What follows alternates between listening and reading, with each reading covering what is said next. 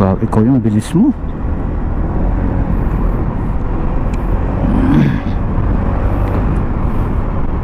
Smooth.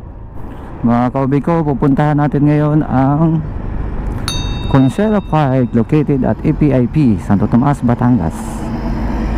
Check natin kung anong meron doon.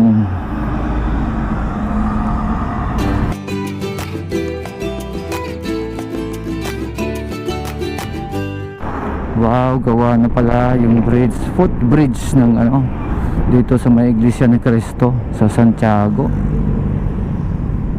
Sila malimit dito, may tumatawid na nasasagasaan, nababangga, nadali ng sasakyan mostly, kaya tinayo to. Tingnan mo, modern design, hindi pa siya totally talaga, tapos pero pwede nang gamitin. May yan, nakita nyo doon, mag-ina pala, sama yung dalawang bata, karga yung isa at nagala.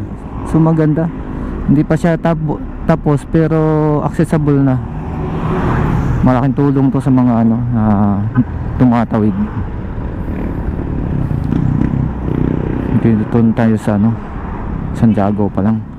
Yun, nandito na tayo sa gate ng EPIP. Papasok tayo dito mga ka-OB ko. So stricto dito, sundin lang natin ang rules and regulation nila.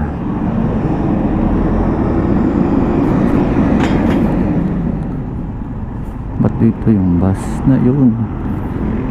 Guard Press. Sa likod tayo ng bus. So ang ilang minuto na lang ay tayo.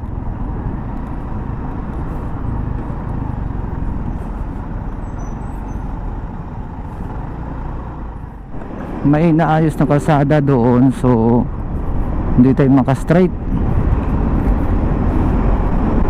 sa harap mismo ng gate to. Straight lang natin to. Pagdating sa dulo ay kakanan.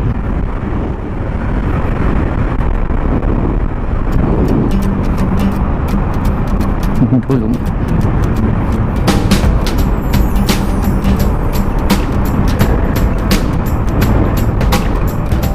Kanan tayo dito, pasi sa mapa.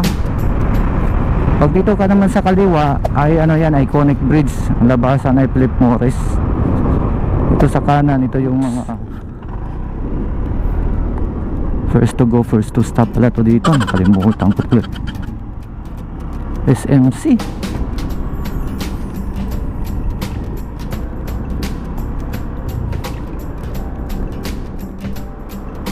Ito susundin lang natin itong mapa kasi sa Google Map. Dami rin palang kumpanya dito. Consuelo, malapit na tayo sa Consuelo Park.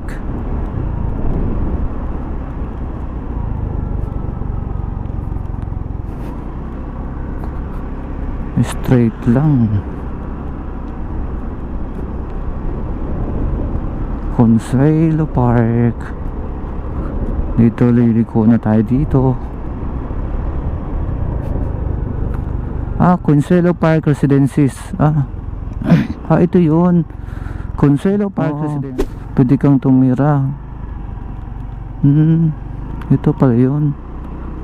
Tapos dito, ito yung park. Andito na tayo sa park. Yan, katabi ng Komatsu Philippines Corporation.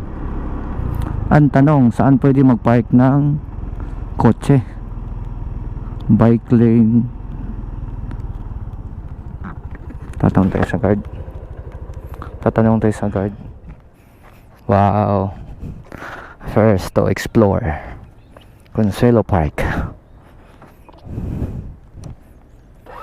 Tapos may mapa yung directory. Titingnan natin yun doon kung anong meron.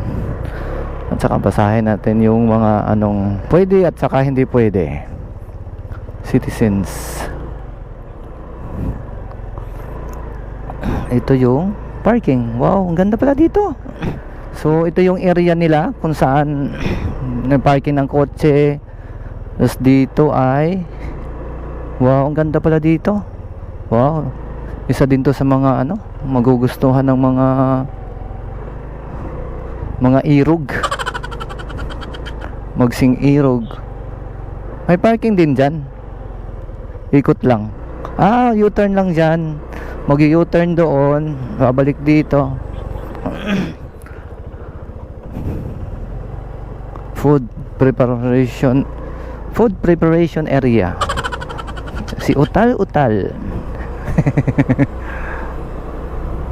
Ang motor doon lang, sir. Kahit saan. Sige, thank you. Kasi tagilid kasi doon. Parang nakakatakot. Thank you, sir.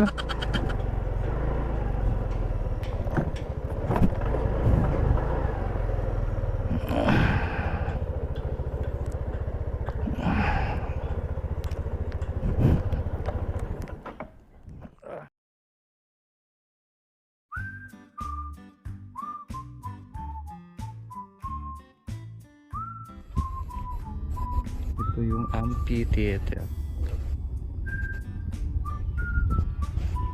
Ang lawak pala dito. Pero peaceful na peaceful. Yan. Sa tinatayuan ko ngayon ay yung amphitheater. Sa likod ay ito makikita mo, puno.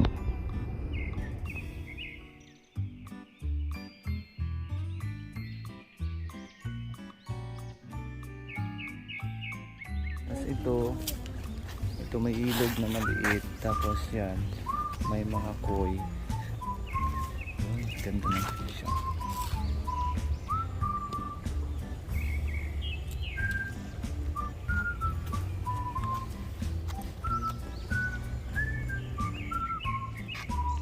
Ito makikita niyo.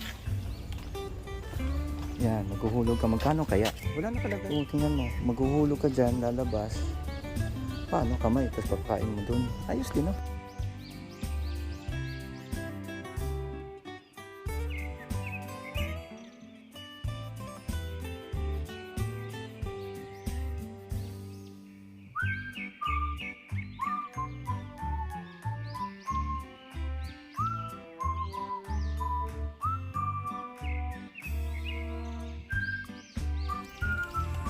Maganda siya dyan kung malaki yan tapos may tilapia, mas malawak yung tubig. Yeah, dapat pinalapad niyan ba? Bigid plato. So, binabaybay mo yung ilog ng labasan sa malaking ilog.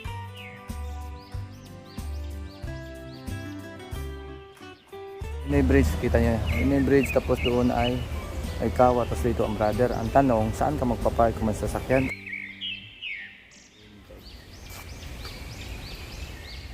Ito yung sa Meralco substation dyan. So ang katabi niya, yung park, ito Consuelo Park na pala. Na dati, ang pangit tingnan, may pinaganda. Nagja-jog nga. Ibig sabihin, itong mga taong ito, mga iba-ibang entrance. No? Yung makita dito yan, medyo kalsada, hindi pala kalsada. Yun ay galing dito. Ang abot. Ngayon, pero papasok kami dyan. Pupuntahan natin doon. Doon, exit papuntang Nisin.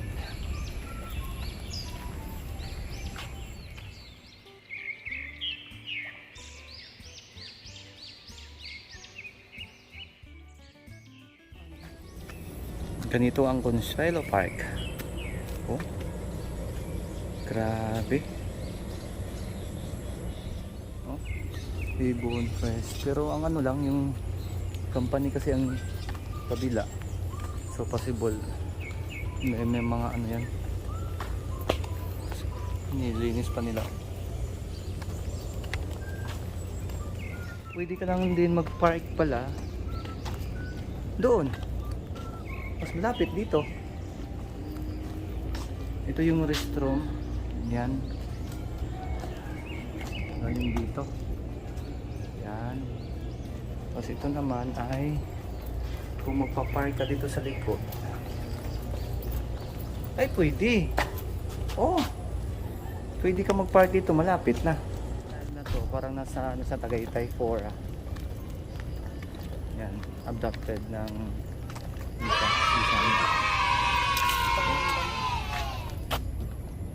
ganito, ganda dito. Nandun yung motor ko.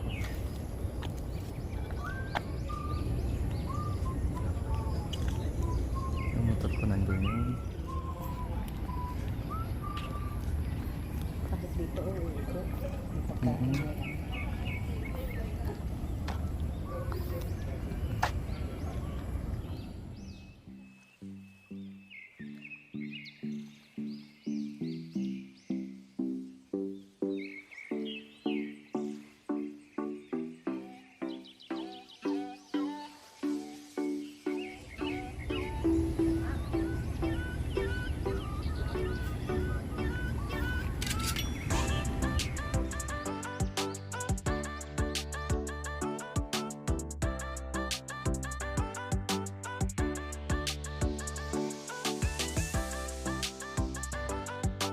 Tindahan ka?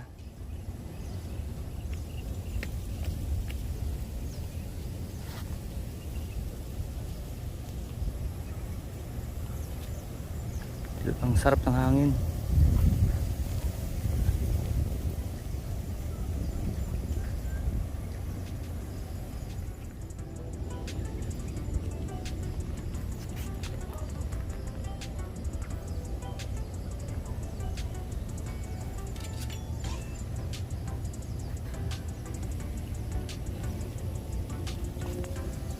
Consuelo Park Amphitheater.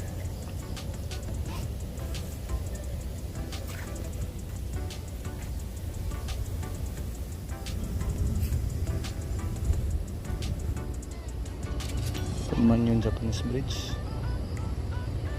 malapit sa likod ng amphitheater.